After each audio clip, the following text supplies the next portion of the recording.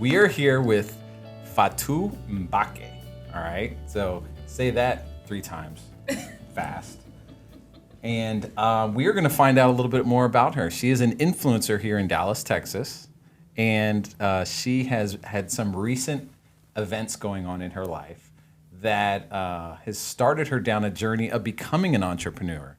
This podcast is all about entrepreneurs at different levels of success. You've had some previous success by being an entrepreneur. We're going to talk about that, and I think you have an Instagram that you can talk about.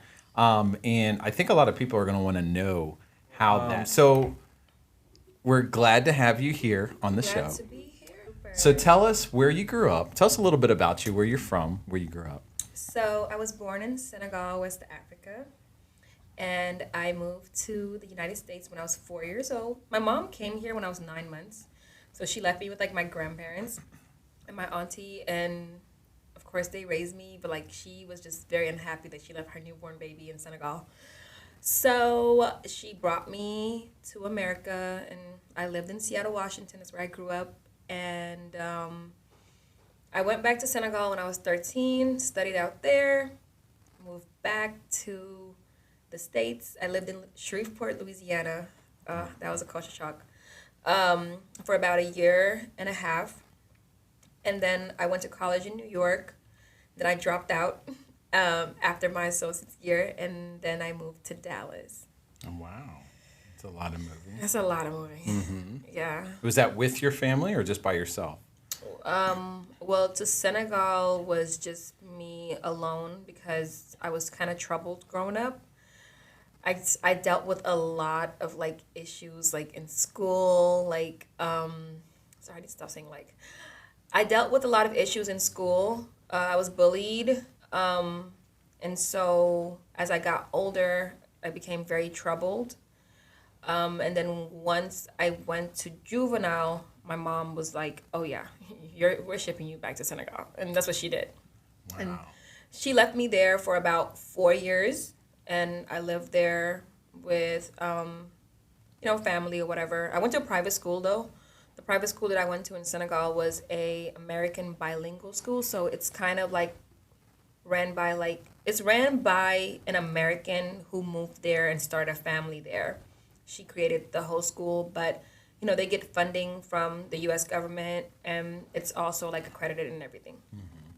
So you did that. So tell us how you got into your first business, which is hair and extensions, I'm assuming. Is that what it was? My mom did hair braids? my whole Okay. life. So my mom had a salon in Seattle for about 20 years. So I grew up in a salon. So I have pictures of me like 9 years old doing hair. Mm-hmm. Yeah, because she's like, get up and help me. So I grew up around that, and it just became something that I did in college for like extra cash here and there. And then when I moved to Dallas, I really took it seriously. I started an Instagram for hair. And everybody thought like I was crazy because this is like early 2013, 14. Oh, that was early. Yeah, that's when I first started the Instagram. That was actually in Shreveport, but I just did it for fun because at the time I was still working at Fossil and Gap. Mm-hmm. So in college as well, I used it to market. That's how I was able to get clients while I was in New York. So I would like travel to clients in Brooklyn. I would travel to clients all over. I wouldn't go to the Bronx though because it's not safe there. Okay, all right. So my dad was born in the Bronx and grew up in New York. So yeah, nice. But you get what I'm saying. Yeah, nice. Yeah. But like Brooklyn, I would like go to Brooklyn, do clients' hair, and when I dropped out and I came to Dallas, I really took the whole thing seriously, and I saw this place that was for lease, and it was nice, and I called the owner. I was like, hey, do you want to lease? My mom kind of like co-signed me because I was really young. Mm-hmm. I'm sitting with like a 70-year-old Jewish guy, and he's looking at me like, you want to start a business? Like, are you sure? I was like, yeah. I was like, I saw your place. I think it'd be great for me. I have a really big following on social media. I think at the time I had like 10,000 followers. Okay. All organic, right? All organic. We started from like 0 followers. Okay. And so basically what I would do with Instagram, I just tried to follow the trends. Before Reels, it used to be videos. They wanted you to create videos. Because at the time, I believe like YouTube was part of like their competition, right? And that's what I would do. And every time I would follow the trends, it would always like push me in the algorithm. I used a lot of like hashtags. But back then, there weren't that many hair braiders on social media. It's a thing now. I think COVID made it really a thing because people were bored at home. Well, some of your videos have gotten hundreds of thousands of views, right? Yeah, and just literally just doing hair. It's super fun. That's crazy. So take us on that journey. So you did that for a while, and then what happened?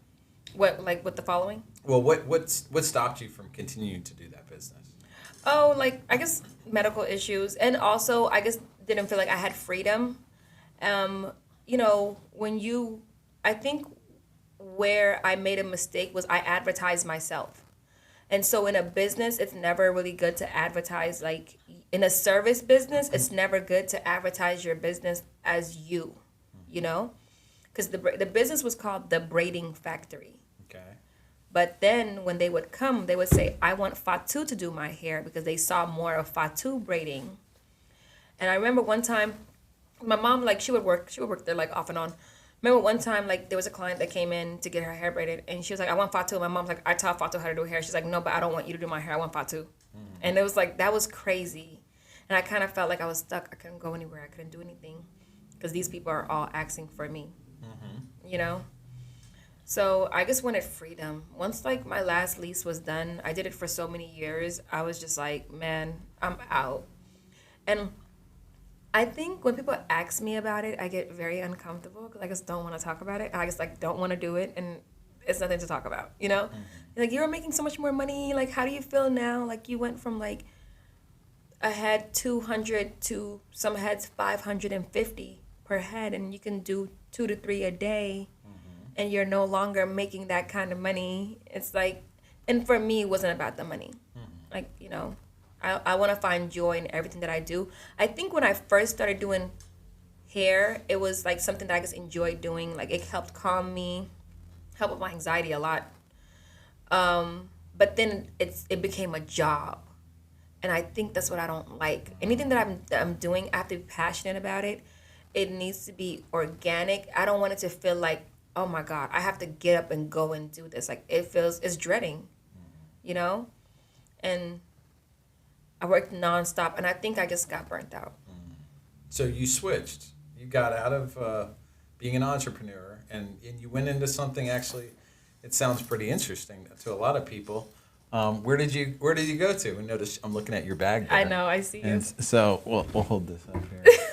So this is what I was looking at this. So what did you go into? That's a little preview. So in college, my minor was fashion merchandising and marketing. So I really enjoyed fashion. Remember in college, like I did Daily Front Row, and we just like helped out like as like we volunteered, and they would let us like whatever fashion. So I applied to Louis Vuitton. I think I closed the salon down in September 26th is when I closed the salon down. And then beginning of November, I applied at Louis Vuitton. I had an interview November 12th. I got the job November 13th. I started working the day after Virgil passed away. Okay. You know who Virgil is, right? No, never heard. So Virgil was like the big creative director for Louis Vuitton. He brought in a lot of like streetwear, fashion wear. Like he mixed the runway with like streetwear. Okay. You gotta like look up Virgil. Very talented dude. He actually was an intern for Fendi before he it's crazy. You gotta learn about it. It's really cool. All right. Yeah, so I started working at Louis Vuitton, and I think my manager didn't really know who she was hiring until people would come into the store like, oh my God, that's Fatu. Fatu, you start working here. You stop doing hair. And I'm like, oh my God. Mm-hmm. Like, I know these people, like, and they're asking me, well, I'm not doing hair anymore. It's uncomfortable. Okay. And but it was cool. I got into Louis Vuitton just to learn about luxury sales, and yeah, it was really, really cool. I enjoyed it. I learned a lot, you know. Sorry, we had some technical difficulties here. It's okay. So you got into that, which is amazing because there's a lot of people who have no idea how to get into how do you just get into people are going retail all the time, but they don't go into Louis Vuitton. They don't go into some of these higher end stores. Yeah, it's true. So you were able to just go straight from that into Louis Vuitton. Yes. Even with a following. Yes. So you've been doing that for how long?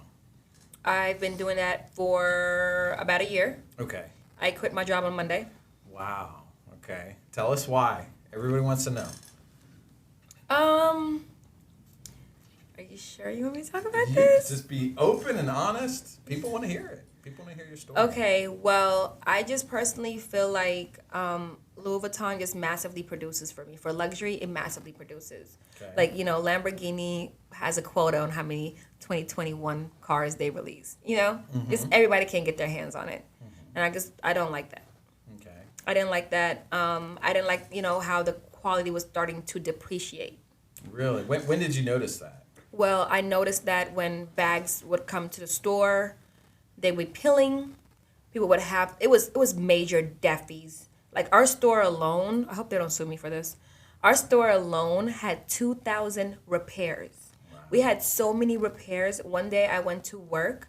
I was at work for a 6-hour shift. I had 8 repairs.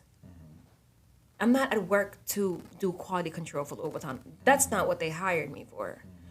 My job at Louis Vuitton is to be a client advisor, to sell, to help clients. But, you can have a few repair issues here and there, but that's not every single day. And then what really pissed me off was one of our regional managers, our store director, she came to the store. Well, she's a district manager. She kind of covers the DFW area. She goes, well, when they come in with these issues, just be like, oh my God, I've never seen that before. And I'm like, literally, I just looked at her. I was like, she's like, yeah. And then, take the bag to the back and then see what we can do about it. If we can just swap the bag out, let's just swap the bag out. If it's a Defi that's been in here before, we know the new Noe has a particular Defi. So if it's that particular Defi, just swap the bag out. Let's not have a conversation in front of other customers. And it's like, are you guys serious right now? I'm not gonna sit here and pretend and be fake to people. I'm not doing that. I'm a very real, genuine person. So that's what you get out of me. I'm not gonna lie for you, And so after that, I just kind of and then I had a freaking anxiety. I had a mental breakdown at work because I just went crazy and I was suicidal type shit. I went to freaking kill myself because I was like, this is a luxury high-end store, but it does not scream luxury. It looks like a flea market in here. Wow. You know what I'm saying? Because of how much we were producing, how much Louis Vuitton produces, And I didn't like it. If you went into Louis Vuitton on a Saturday, it felt like, and for me, I think what happened was this, right? During 2020, a lot of these luxury brands started to see an increase of volume in sales due to the money that was floating around. And of course, we're paying for it with inflation now, right? So what happened is people were having loans, they were having all this type of, stimulus, all this money to spend to whatever they wanted on. So the luxury brands started to see an increase in sales. And so they started to make enough product for that. I remember earlier this year, the sales that Neiman's and all these stores had, they were still on the shelf for a few months. Normally these designer brands, their sales don't last long. But because they produced so much since 2020, people right now don't even have money to take care of themselves, right? And then now they want us to still pay the price with inflation. And they're for example, I worked at Louis Vuitton for a year. In the year that I've worked in Louis Vuitton, we've had 2 or 3 price increases. Wow. And one bag went from One bag went from, I want to say like 4,200 to 6,800 since I've been working there. Same bag. Nothing has changed. Okay. But my thing is like, they're not paying us more. You get that inflation is happening, right? And you're increasing the price of your bags, but you're not increasing the wages for your employees. Like, it's like, what am I doing here? It's not even, my commission is not even going up, you know? So, yeah. And just the pressure to push, high end, because I feel that Louis Vuitton is competing with other luxury brands, and they have this tendency to push us to sell Python and Croc. Not everybody likes that, you know? Some people, they just want to go into Louis Vuitton for what they're known for. Monogram bags, canvas, you know? And so for you to like tell me to, a person comes in asking me for a $1,800 bag and you're telling me to show them a $7,400 bag. I get it, proposing. It doesn't hurt. What's the worst thing they can tell you? No. But if that person came in and asked me specifically for a Neverfull, like, they just deserve a Neverfull. Like, unless they're open to options. I don't know what a Neverfull is. You see them. I'm pretty sure you've seen, like... Yeah, I see them all the time. I'm going to get one, but I don't know what I'll use it for. Maybe can I use it for fishing? No, but they actually do sell fishing products. I'm pretty sure they sell everything. Louis Vuitton? I need a fishing. If anybody's watching this and you give me a fishing bag for Louis Vuitton, that sounds amazing. I love it. But overall, I mean, I learned a lot of things. I think what I've learned with luxury sales is storytelling. Make sure your product, your brand has a story to tell. A very touching story, something where people feel like they're making a difference in some way. Of course, the product or the service should be something, you know, that they're able to, like, what's the word? Like, yeah, so something that they're able to, like, take advantage of, something that's, like, able to, like, work for them and whatever, like, you know, whatever. But make sure that you're able to tell a good story. Make sure you have a storyline and, like, a reason, you know, not just for the money, but a reason behind it. Which we were talking about earlier. We were talking about how Steve Jobs made the Apple iPhone box. And I was telling you about how they patented the box because they made it an experience. Yes. And so a lot of you guys still have your iPhone box, right? I It's do. at home. But they patent the way you open it and it slides out perfectly. And like that air comes out. And then they patent where you have the sticker on it. And so you're opening it up like it's just brand new. And Steve Jobs wanted it to be an experience to open a box. And not a lot of people put that much thought or effort or time. And I got my iPhone boxes. It's like, wow, I mean, I don't want to throw them away. I don't know why. I'm not going to use them again, you know. Mm-hmm. But it was genius on his part. Mm-hmm. And so that kind of brings us to where you're headed. Yeah. So you have a really neat idea. Mm-hmm. And I think a lot of people would love to hear more about where you're going from here. So I'm going into products, but more environmentally friendly products. Okay. So something that if it goes through our drain system, it's not harming the fish in the ocean. Okay. Yeah. Also, something that's able to help, you know, people in certain, you know, like underdeveloped areas around the world. How will your product do that? So basically, my products are going to be hair oils, they're going to be butters, they're going to be shampoo, conditioner, but the ingredients that we're using are actually sourced directly from these areas in the world. So our argan oil comes straight from Morocco. Our olive oil comes straight from Algeria. Our black seed oil comes from Saudi, and it comes from Pakistan. And of course, we have like other ingredients, but I can't like really share all of them. No, we understand. But they come from around the world. You're sourcing quality products. Sourcing quality. Wow. My vendor my manufacturer, because he's a chemist, and I've given him like my formula and everything. When I went to Morocco, I had to go see the factory where he actually gets the oil from. So you personally went out there. Yeah, I went out there. Morocco and Yeah. visited that. I And it's love amazing. Morocco. Oh, hopefully you took some videos. So Yes, you can, I did. You can show Yeah. the users where this is really coming Where it's from. really coming Yeah. from. Yeah, just being able to see like, you know, like this lady, for example, she was like maybe 80 years old, and she's breaking down a nut. I thought that right there was so beautiful. I loved everything. She's about actually making it from scratch, is what Yeah, you're saying. yeah. And you got a video of her actually making this from scratch in Morocco. So this is the lady. Okay, you can hold it into this camera right here. Okay, wait, can I see it? Yeah, you can see right there. Okay, yeah, this is the lady. All right. So she's actually cracking the nut. We'll hold it up here so that they can see it. There we go. Yeah, it's so cool. If you look at her, she's about, we probably can like, you know what we'll do? I'll send it to you and then you can like add it in this. Add it in there. Yeah, that's a good idea. Yep. We'll do that. Let's do Well, that. People get to see a little bit of it. Yeah, and then like this lady, for example, she's showing like how bruised her hands are Okay. because what she sits and does all day long is you pour the argan nut in here. Mm-hmm. And then when you pour the argan nut in here, she then is grinding it. Oh, wow. And then when she grinds it, it becomes like this paste. And then they wait. And then they add water and let it sit. And then they squeeze the oil out of it. Oh, wow. Isn't that cool? That is so cool. It's so freaking cool.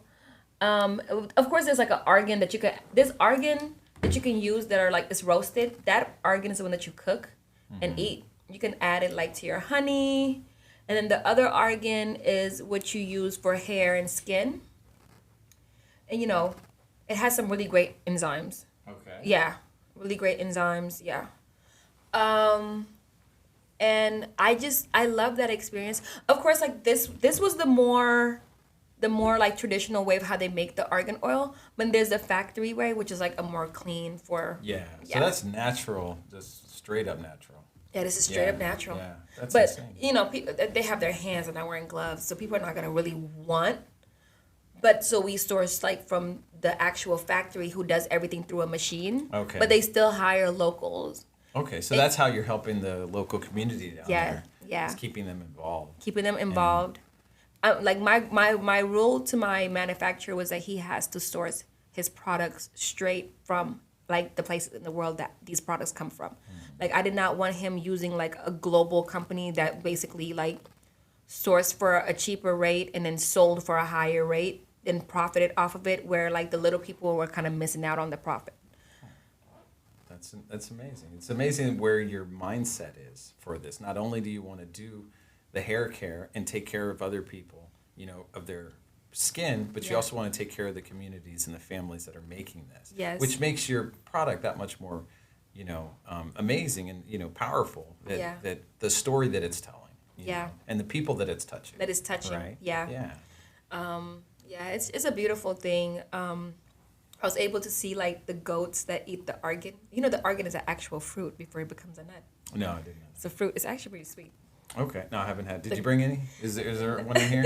In your endless bag? What is it called? Next time. This the is bottomless called the bag? petit chapeau. Okay. Yeah, this is a petit chapeau. But no, the never full. Never full. That's The never. what it He is. said endless. I'm dead. Endless. What? It's the same stuff. Whatever. You know, Louis Vuitton. Endless. Never full. All the same. So that is where you are taking this, right? This is the direction you are now headed. You're passionate. You're I'm passionate, focused. yes. You have a vision. You have sourced some material. You are halfway there. I'm but finalizing right now. You're finalizing everything. Yeah, so my bottles recently came in. So I like the bottles. I think I'm just waiting for like we're probably waiting for like 2 more rounds of samples, because what I basically want is I just want to like make sure that the packaging and the bottle is exactly how I want it to be. Because the issue that I was dealing with was a lot of brands that I would reach out to, they wanted me to have a high MOQ. And I'm a little person. This is self-funded, you know? Yeah, yeah. I had sat And down. MOQ for the average listener, what does that mean? So MOQ means like maximum quantity of order. Yeah, obviously it's a big factory. They don't want to do 50. They need to do 50,000 to keep everybody. Their low, so their lowest MOQ was at 10,000. Okay. Yeah. 10,000 bottles, and I'm doing 4 different kinds. I mean, I need 40,000 bottles. Yeah. And so what I did was I found a little person too, who also wants to start her bottle company, but I need the bottles to fill them. But she sells the bottles. Okay.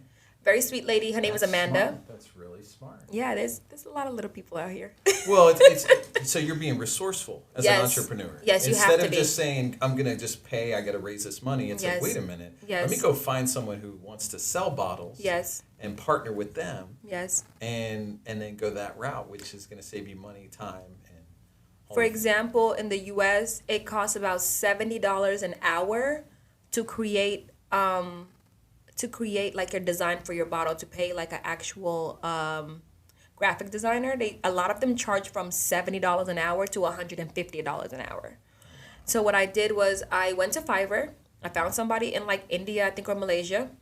I paid her $10 per bottle. She created my bottle for me. Now, it's not perfect, but I have an idea of what I want. So now if I give that to a graphic designer here who needs to make it fit the exact bottle, they're going to probably only work for about an hour or 2, and they're going to get that back to me. They're not going to need to start from scratch. To do all the you have to be really resourceful, especially if it's self-funded, where you don't really have like the money. You have to make sure that like so the person that I found who's selling me the bottles, she doesn't really have an MOQ. So I just told her I want like 1,000 each bottle, so 4,000 bottles. And we're gonna start off with my manufacturer is gonna make about 1,200 bottles total. So out of each of the oils, he's gonna only make 300 bottles. We're gonna only start with 300 bottles, and then he's gonna keep the bottles with him. And if we sell out, he can make them. We don't have to wait for new bottles to come in. And then maybe like when we're at our low, like 3,000 bottles left, we can now do another order. But we're gonna have to start little by little, but not too little. We could sell out of those bottles in one day if Beyonce poses me. If Beyonce poses me. Well, maybe she's listening. Beyonce can post me on her website, That's and right. I can go viral and sell that out. That's right. I think a Kardashian actually might be even bigger. See, that's not really my target audience. I know, but I'm just saying they have a much larger reach. What is the following on Kim? Yeah. I still think Beyonce probably has more followers than Kim. You think? I think so. We gotta see. Would someone look it up and Yes. post in the comments? Tell us today Pause it. who has. No, it's okay. Here, we'll just take this off. She's destroying this place. Hi, guys. There we go. I like Sounds this. really good. Okay. Thank you. Yeah. So, post in the comments what you guys find and tell us who has more followers. And I and like then tell that. us what you think. Who do you think she should be going to partner with this new line? Yeah, I can't afford $10,000 for a post, but they might even charge more than that. I think was it Kim was talking with someone about someone wanted to pay her $1 million for one post. Wow. And it was a clothing line that knocked off Yeezys. Okay. And so I don't know if you saw this online, and she was talking about how, they were going to pay her for $1 million for one post. And that made a lot of sense. So she asked Kanye if he could do it. And he's like, I think he said like, no, he didn't want her to do it. Yeah. And then I guess the next week she got a check from Kanye for $1 million. Yeah, to not post it, and so that she wouldn't lose that money. So I thought that was really interesting. I like that. I like the fact that he also paid her. Well, he didn't have to, obviously, but it was I think it was just a good show of, that's just good business. Just, he didn't have to do it. That was just a personal decision. I like the fact that he respected her business, and even though he told her not to do it, he was still willing to give her what she was losing out on. Exactly. I appreciate that. Who does that? Yeah. Who does that in this day and But he's age? still kind of like, I love Kanye, by the way, y'all, but He's got some of the stuff he says is genius. It's genius It is. level. It is. But we all have good sides and we all have bad Bad sides. sides, yeah. And I'll say that women can bring out the crazy in a guy. All right. So that's I feel for Kanye. I think he's amazing. I don't think I've ever listened to anything he's ever done. But I do watch some of the motivational stuff that he puts out, yeah, and you just see his brilliance. He's sick. It's just really, really brilliant. Just if you're not into that scene, you wouldn't know, but you catch these clips on, Reels and YouTube Shorts and stuff, and I'm just like, man, that is just he speaks a lot of truth. He does. And that's amazing. So, I mean, are there any influencers that you're looking up to right now? Who's the biggest influencer that you're looking up to right now, other than Beyonce, who's superstar? But yeah, an influencer that I look up to, I honestly really don't have one, but I do have a lot of influencers who I love their content, like Lavishly Jackie. I like her content, but when I look at inspiration for like a brand, somebody that I look at is Rihanna. Oh, I'm looking over here. So someone who I look at is Rihanna, because what Rihanna did was like, it was epic, right? She was able to give every single person out there their cool, their neutral, and their warm tone, right? And Rihanna was the first she was actually an artist that dived into the skincare. She was one of the first to dive into like beauty care. And she gave the most wide range of foundation and concealers ever created. Like, if before you would go and look at foundations and you would go look at like concealers, for people like me, it was hard. You have to mix a few foundations, And what I loved and what she did was she made us feel seen. She made darker skinned women feel seen. She even made albinos feel seen. Like everyone. And I think that's where she did so greatly when it came to like her marketing, was everyone's beauty mattered. That's how she also wiped Victoria's Secret out of business. They had to sell and change everything, is because Victoria's Secret sold a dream to their Victoria's Secret sold a dream to the world, right? Every single year we would have this Angels fashion show. Like, tell me how many people in the world look like that in real life. Like, they starve these models to look like that for the show. There's models who said that they would literally not eat all day long so they can wear that, or they would starve for a week or two where they would just be like drinking juice to be able to walk on the fashion show, which I thought was sick, because the average woman does not look like that. And the average woman should not have to be told that they have to look a certain way. There's no such thing as the look. Like, everyone's look is the look. And I think what Rihanna did was, when she created Savage X Fenty, she had my size 14s out there.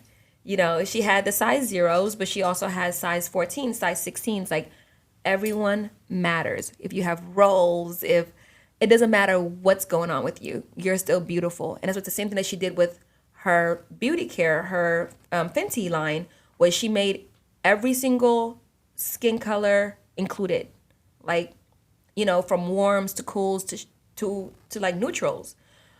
And I was explaining to Rick earlier, I was like, I have a red undertone, and the issue that I have with makeup is made out of red clay. So I need a little bit more olive added to my makeup, a little bit more neutral, a little cooler, for it to look great on me.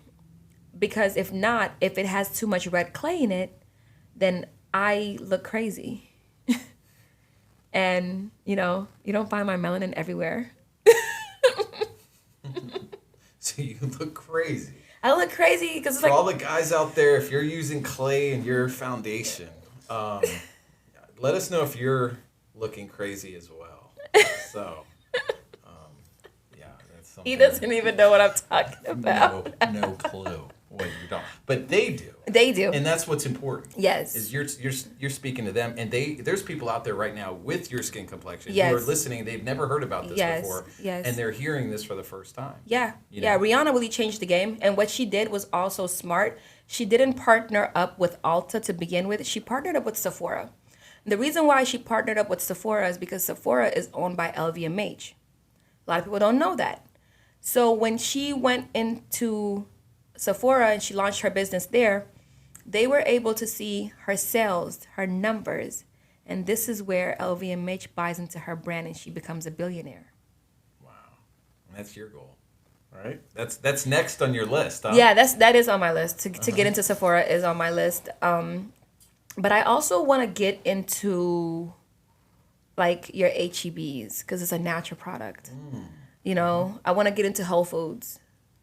So these are like my goals. I want to, you know, of course I'm gonna probably do like a Amazon store. But my goals is to make sure that like